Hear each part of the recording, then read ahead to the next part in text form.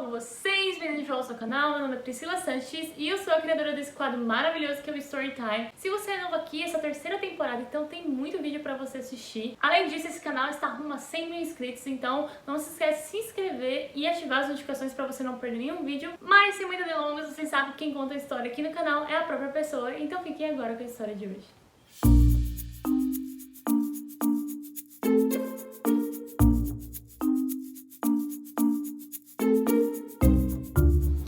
Olá todo mundo, eu sou Daniel, eu tenho 24 anos, eu sou originário do Rio de Janeiro, carioca da gema, e eu tô aqui morando agora em New Hamburg, em Nova York. E eu vim aqui falar um pouquinho pra vocês a minha experiência como au pair e as coisas doidas e legais e tudo mais que aconteceu durante esses 6 meses de programa, né? Sim, eu sei que parece pouco, mas já aconteceu bastante coisa já, podem acreditar, eu tô na minha terceira família. Tudo começou quando eu tinha aquele sonho de adolescente de fazer high school, né? Ensino médio, nunca deu certo. Descobri o programa de au pair, mas eu fui ser bem mais velho, né? Porque eu não tinha os requisitos quando eu tinha 18, 19 anos. Fui pegando com o tempo, né? As coisas assim. Quando eu fui ver, tava com 23 anos, já tinha todos os pré-requisitos, né? Tipo, listados assim, checkzinho e tudo. Falei assim, você é au pair. Tinha saído de um relacionamento já. Eu falei assim, mano, nada me impede mais, nada me segura mais. Pronto, fui embarcar nesse sonho, né?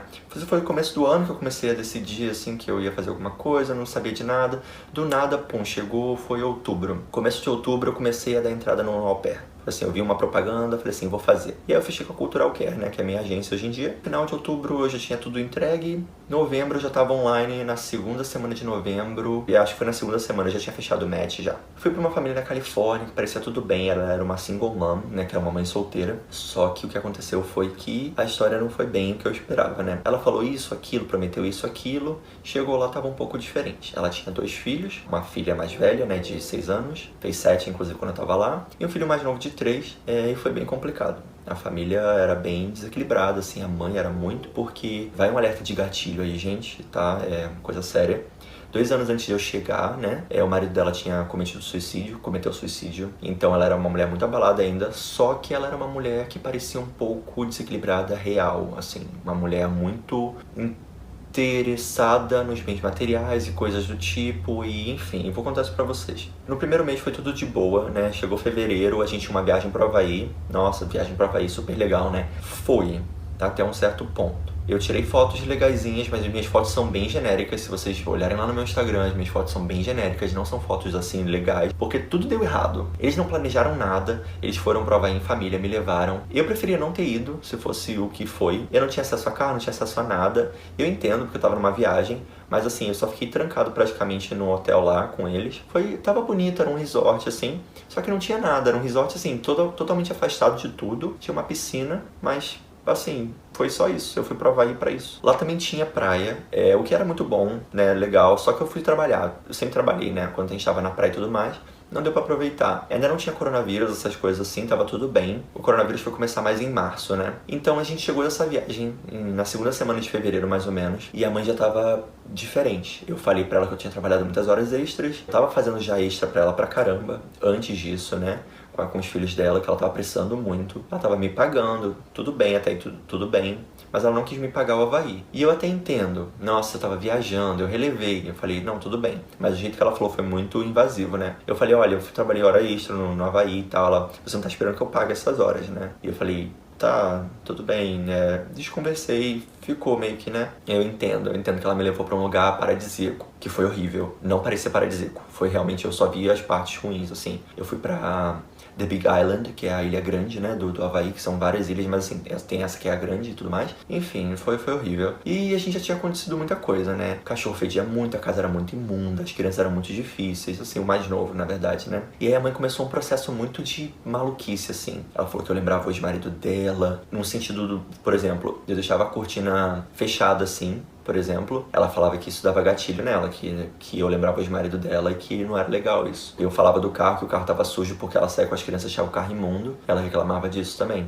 Falou que não era legal o que eu tava fazendo. Eu sempre limpava o caramba do carro e assim, eu não reclamava, mas teve uma hora que eu reclamei porque tava muito imundo. Sempre tava cheio de gordura, de sujeira, de brinquedo espalhado e ela nunca limpava nada. Ela sempre deixava tudo lá.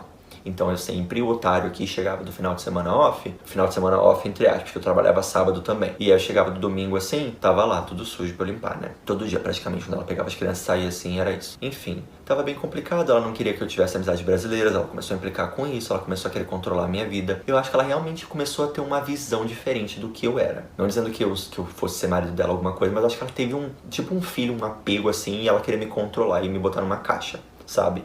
O que foi bem complicado, porque eu queria sair e fazer minhas coisas. Ela era uma pessoa muito falsa, mentirosa, falava mal das minhas amigas ao pé que estavam lá na região, inclusive, que me ajudaram a fugir. Sim, eu fugi dessa família porque teve muito problema. Aconteceram várias coisas e tudo mais. Ela estava sendo xenofóbica, ela fez piada com relação a eu ser brasileiro. A família dela era bem desequilibrada também, e foi bem complicado. E aí chegou um momento que eu tava me sentindo muito desconfortável, a casa tava sempre muito suja, ela tava sempre muito inconveniente, ela falava que ela tinha um humor negro, eu já acho totalmente errado, assim. Ela podia falar que ela tinha um humor pesado e tal, mas ela já começou a falar uns termos, assim, que eu não concordava, né? Que eu sou bem causa LGBT, militante e tal, assim, até certo ponto. E aí eu fiquei meio assim, não acho legal esse tipo de coisa que você tá falando assim e tal, né? Enfim, eu achava ela toda errada, pra ser bem sincero. E eu vim do Brasil, mano. Eu sou assim, sabe?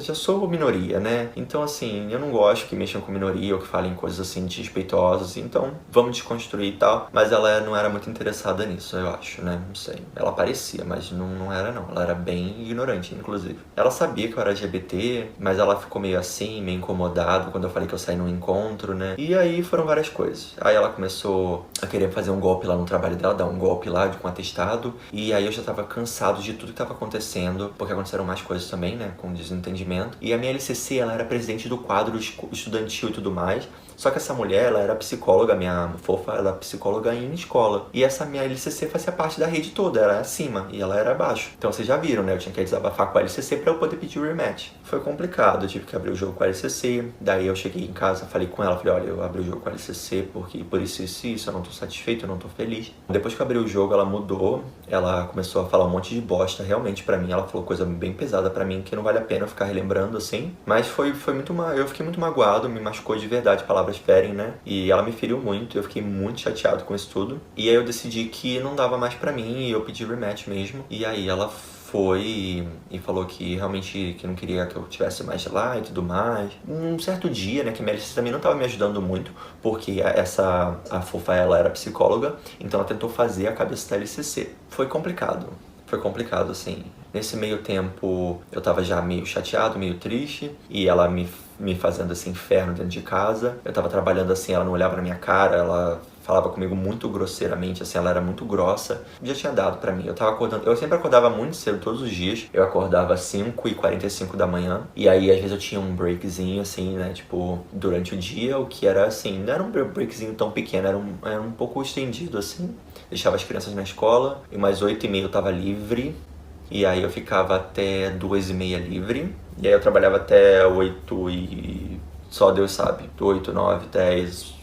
Teve uma vez que ela queria me botar pra trabalhar até meia-noite. Pra você ver o nível que é, né? A loucura. Foi basicamente isso. E aí chegou um final de semana que eu tinha trabalhado sábado, das 8 até 1 da tarde, mais ou menos. E aí eu fiquei no meu quarto, desci pra comer, mas eu fiquei no meu quarto o tempo todo porque já tinha começado a história do coronavírus. Isso foi em março. Ela queria que eu ficasse em casa, mas ela tava saindo com os filhos e ela tava saindo. Mas eu tinha que ficar em casa. E eu fiquei em casa, eu acatei. Eu tava louco pra sair de casa já. Eu deixei essa minha amiga Juliana, inclusive, um beijo. Deixei ela avisada e falei, olha, não tô bem, eu vou fugir. Eu preparei minhas malas já arrumei minhas malas aqui e amanhã, domingo, eu tô vazando. Porque era o dia que a gente ia assinar o papel, né? Então eu assinei o papel de manhã, minhas malas já estavam prontas e domingo eu vazei. Mas antes disso, no sábado mesmo, ela falou que eu tinha que ser mais homem, que se eu fosse um filho dela, ela ia fazer tal coisa.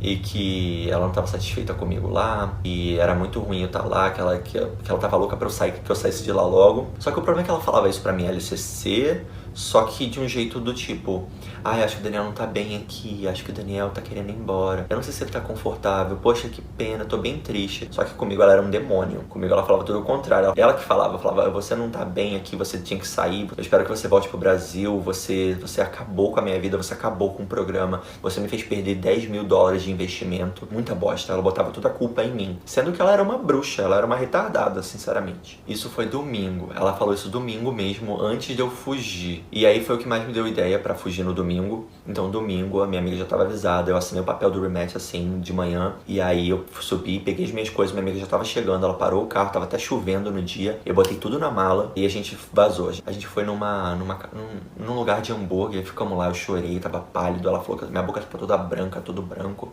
Eu tava muito nervoso. Daí pela primeira vez a minha LCC tentou me ajudar de verdade. Tipo assim, ai, Daniel, onde você tá? Eu vou te buscar, não sei o que lá. E eu falei, não, você vai me buscar nada não. Você fica onde você tá, você não me ajudou, aí você vai querer me ajudar agora? Eu falei, não. Eu preciso do meu tempo, eu quero ficar sozinho, eu não quero você aqui comigo. Ela falou assim, você precisa me dar seu endereço, não sei o que lá. Eu falei assim, não se atreva a querer falar comigo agora. Você espera que quando eu estiver bem, eu te retorno. Mas você não fica em cima de mim. Tá errado. Eles tinham que fazer o trabalho deles, eu entendo. Mas fazer o trabalho deles agora, que eu já tinha fugido, que eu já tava, entendeu?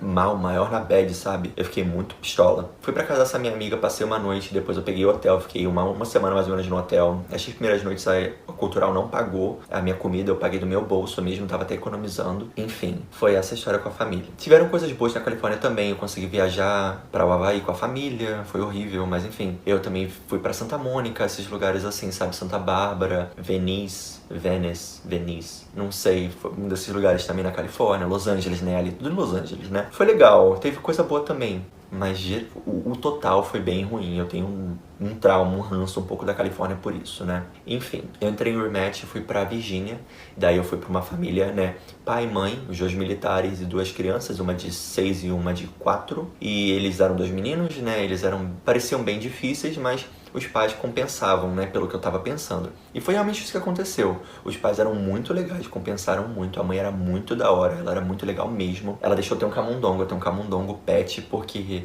ela deixou eu ter, porque eu amo roedores e tal. Ela era muito bacana, ela sabia que eu era LGBT também, então ela me ajudou muito. Ela falou que queria ir pra uma balada LGBT comigo, a gente mostrou o drag queen um pro outro, foi legal, teve uma pegada bem maneira. Só que as crianças eram muito difíceis. Eu não tava conseguindo trabalhar mais com eles, porque eles eram muito agressivos. Eu tenho uma marca aqui no braço até hoje da criança mais nova que me tirou sangue, assim, me arranhando, sabe? Com ódio, sabe? Eu não sei como falar isso. Eles tinham umas crises muito fortes de agressividade e tudo mais, sabe? De raiva. E eles não sabiam controlar. E eu acho que era só com remédio mesmo, mas os pais não tinham se ligado, assim, em fazer isso antes. Eles já tinham tido mal perto da França, que ela deixou a casa em 3 meses, sei lá, que ela tava lá. Ela voltou pra França. Eu acho que ela usou como desculpa o coronavírus, mas eu acho que ela voltou mesmo porque ela tava cansada, não aguentava mais apanhar também. Eu fiquei nessa família mais uns 2 meses, eu não sei, por aí. Quarentena, tava de saco cheio já também, preso, trancado dentro de casa. Eu sei que é importante, mas eu tava cansado porque eu tava apanhando e tava sendo muito difícil. As crianças eram muito difíceis, elas não colaboravam com nada. Eu cheguei a conhecer alguns parques, algumas coisas, mas só fiz uma amiga, né, na Virgínia, que ela também adora roedores e tudo mais. A gente foi sorte, assim, e foi só isso. Minha experiência horrível também, mas assim, foi legal ter conhecido os pais, pelo menos, né, que eram militares, assim, anti-Trump, né, já como eu gosto, e bem legais, bem antenados, né. E aí eu tive rematch com eles e vim pra Nova York, que é onde eu tô agora. Aqui eu ganho bem, eu ganho o dobro, o que muita gente tem tabu de falar com esse negócio de valor, né, mas aqui eu ganho o dobro, eu tô bem. Eles têm dificuldade, não são uma família perfeita, mas eu tô bem aqui. Eu saio um pouquinho mais, tomando as medidas da quarentena, né, as precauções necessárias, mas eu tô bem. Eles fazem questão de comprar comida pra mim. A mãe aqui compra cerveja, sorvete pra mim, sabe, do dinheiro dela. Eu posso usar o cartão pra comprar as coisas também. Ela deixa eu usar um pouco do combustível dela sem eu ter que pagar. Ela deixa eu usar de boa. Ela fala, não, se você foi ali e tal, não precisa pagar não, tá de boa, deixa aí. Então eles pagam. Tem coisa boa, tem coisa ruim também. Não são perfeitos, né? Tem crise, uns surtos aí, mais esquizofrenia aí. Mas tá tudo certo, a gente se entende. Tá funcionando até então. E eu fico feliz por isso, né? Eu pretendo estender com eles sim. Eu vejo benefício, eu vejo vantagem. Bom, nesse tempo todo, assim, nesses 6 meses também, aconteceram muitas coisas com vida amorosa. E acho que muita gente não fala disso, né? Não sei. Mas eu conheci muita gente também. Isso é muito legal. Eu conheci gente de algumas nacionalidades diferentes. Eu tive algumas experiências com beijos diferentes também. É engraçado falar isso, né? Mas acho que ninguém conta esse tipo de coisa, né? Acho que pode ser interessante. Eu já saí com Guatemala, já saí com irlandês, com americano, com, sei lá, com vários, assim, com brasileiro. E, gente, assim, é diferente, é esquisito ver como eles têm essa ideia de beijo, de pegada, de loucura e tudo mais. Tem umas histórias muito loucas que eu não posso contar aqui, mas que eu conto no meu Instagram, inclusive. Então acho que a Pri vai deixar aqui embaixo, né, se vocês quiserem me seguir lá no Instagram. Eu conto mais de loucuras que acontecem na minha vida e uns rolê errado, assim. Já deu muita coisa certa e muita coisa errada aqui, então... Se vocês quiserem, vai lá que vai ter uma aventura. E lá eu também falo sobre a vida do au pair não ser só glamour, né? Essa coisa dá errado também. Considerações finais sobre o que é o programa de au pair, né? Eu acho um programa muito interessante, é um programa muito bom até certo ponto. Acho que tem muita coisa errada também acontecendo. Eu acho que depois da pandemia isso aqui virou só trabalho, virou uma coisa bem ruim, chata, horrível, que eu odeio. Mas eu tô bem, né? Assim, tô tentando me manter bem. O programa de au pair não é um programa pra mim, não é um programa que eu gosto, não sou feliz sendo au pair. Tenho vergonha de falar isso às vezes, porque eu acho que não é o que eu gosto, sabe? É uma experiência diferente pra mim. Muita gente gosta, ama, é muito grato. Eu sou grato também, mas não é algo que eu me vejo fazendo. Mas, assim, eu quero talvez terminar o meu primeiro ano, ou talvez até o segundo, e parar assim, não quero mais isso mesmo, gente. Eu vou ser bem sincero, é o meu ponto de vista, vocês podem discordar. Eu acho interessante isso, essa troca, assim. Eu vejo gente indicando muito, assim. Eu indico também, assim, como uma troca realmente cultural, você aprender inglês. A troca cultural nem tanto, né? A troca cultural você vivencia mais quando você tá off, quando você não tá trabalhando, do que quando você tá trabalhando. Esse é o meu ponto. Eu acho isso que é o mais sincero de se dizer. É bom pro inglês e é bom pra amadurecimento, sabe, pessoal. Em 6 meses aqui eu amadureci muito. Eu sou muito grato por isso. Acho que meu amadurecimento foi surreal, assim. Aconteceu, parece que do dia pra noite. E é incrível isso. Mas teve um preço. Eu me sinto muito mais forte, mas teve um preço. E eu já teria desistido há muito tempo se não tivesse amigos e família me apoiando o tempo todo, porque eles foram incríveis, eles foram foda na minha vida. O que muita gente não conta, né? Do quanto pessoas são importantes aqui. Eu acho que você vir aqui pra fazer amizade com um americano é muito difícil, você bem sincero, não é fácil não é mil maravilhas não, e não acontece assim, sabe, como as pessoas acham que acontece não. É muito difícil fazer amizade americana aqui, muito mesmo. Mas tem muitos intercambistas e muita galera de outros países, e aí dá pra fazer amizade, é bem legal. Eu indico o programa, se vocês quiserem vir, vai ser maravilhoso. Venham com a cabeça aberta, venham pra se desconstruir, pra aprender, pra serem vocês, mas uma versão atualizada e melhor do que vocês são. Pra crescer mesmo. Se você é cabeça fechada, que eu já conheci gente aqui, infelizmente, que era maluca, assim, toda retrógrada, gente, esse não é um intercâmbio pra vocês. Se vocês querem vir pra cá pra ficar só postando foto bonita, ter uma vida de luxo, sem perrengue, esse intercâmbio não é pra vocês. Se vocês já sabem que vocês vão passar e vocês querem vir mesmo assim porque vocês sabem que vão ter outros benefícios, esse é um programa pra você. E esse foi o meu caso. Eu sabia que eu não ia estar feliz por algumas coisas que eu ia ter que fazer e tudo mais, mas a longo prazo eu acho que isso iria valer a pena. Isso tá valendo a pena até um certo ponto, juntar dinheiro, poder mandar dinheiro pro Brasil e viajar, mas não é um intercâmbio dos meus sonhos. E é por isso que eu tô aqui juntando pra tentar fazer um outro depois do programa de au pair. Então eu espero que vocês tenham gostado. Queria agradecer a Pri, muito obrigado pelo convite, né? E por toda a plataforma, pelo canal, né? Seu canal é maravilhoso, muito grande. E eu queria agradecer a todo mundo também que me apoiou, que me ajudou e que tá aí assistindo e que quer saber um pouco mais. Vai lá no meu Instagram, a Pri vai deixar aqui embaixo pra vocês e eu espero que vocês curtam o meu conteúdo e que eu possa ajudar vocês de algum modo, tá bom? Fiquem bem, um beijo muito grande e tchau! Eu espero que você tenha gostado da história de hoje. Não se esquece de se inscrever nesse canal que está rumo a 100 mil inscritos. E se você ou foi au pair e quiser participar desse quadro, eu deixei o link aqui na descrição para você entrar em contato comigo e vir aqui no canal contar essa história. Um beijo e até a próxima!